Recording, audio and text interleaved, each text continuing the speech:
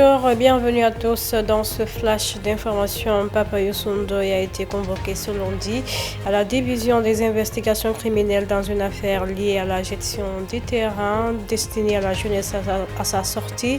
L'audition, le chef coutumier s'est exprimé devant la presse et souligne qu'il n'y a rien contre le doyen des juges. Selon lui, c'est son neveu l'âge John qui avait été chargé de gérer les documents administratifs concernant les terrains.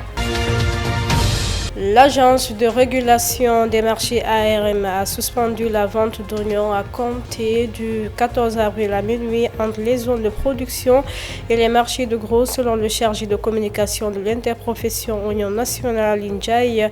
Cette suspension ira jusqu'au 22 avril. Après, ils vont tenir une réunion pour voir s'il y a un impact suite à cette décision.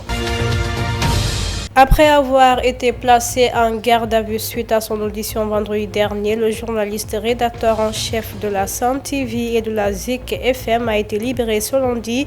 Simon Pierre Faye a obtenu la liberté sous contrôle judiciaire. Pour rappel, le journaliste a été convoqué et entendu à la brigade des affaires générales au palais de justice de Dakar suite à la publication d'un article sur une plateforme. Le contenu de l'article évoquait une éventuelle convocation du Premier ministre par la Côte d'Ivoire.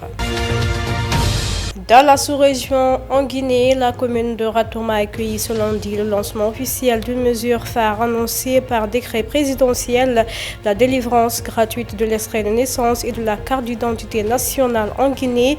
La cérémonie s'est tenue à la mairie de Ratouma en présence de plusieurs membres du gouvernement. Dans son discours, le ministre Ibrahim Khalil Condé a souligné l'importance capitale de cette mesure dans la vie des citoyens. Le président du Faso, le capitaine Ibrahim Traoré, a reçu en audience ce lundi une délégation des lauréats burkinabés de la 29e édition du Festival panafricain du cinéma et de la télévision de Ouagadougou, FESPACO. Ibrahim Traoré a félicité les lauréats burkinabés pour leur sacre et a sollicité leur expertise en tant que professionnels pour façonner leur image et révolutionner leur vie. Gabon présidentiel, arrivé deuxième à la présidentielle gabonaise avec 3,02% des suffrages. Alain-Claude Billy, plus farouche opposant au général Oligui, a reconnu sa défaite mais pointé les conditions opaques et contestables de la victoire de son adversaire.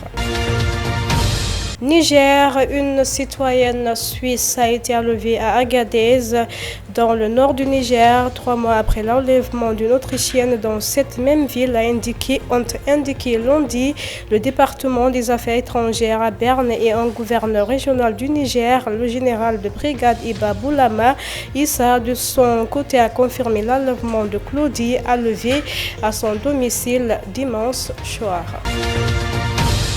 Actualité internationale, une source de détention menace de nouveau les relations diplomatiques entre Alger et Paris. L'Algérie a demandé l'expulsion dimanche soir 12 agents de l'ambassade de France du personnel que révèle du ministère français à l'intérieur. Les agents concernés ont 48 heures pour quitter le territoire algérien. Jean-Noël Barrot a affirmé que la France était prête à des représailles immédiates si Alger expulse ses agents. C'est avec cet élément que nous fermons ce flash d'information. Merci à tous de l'avoir suivi. Au revoir.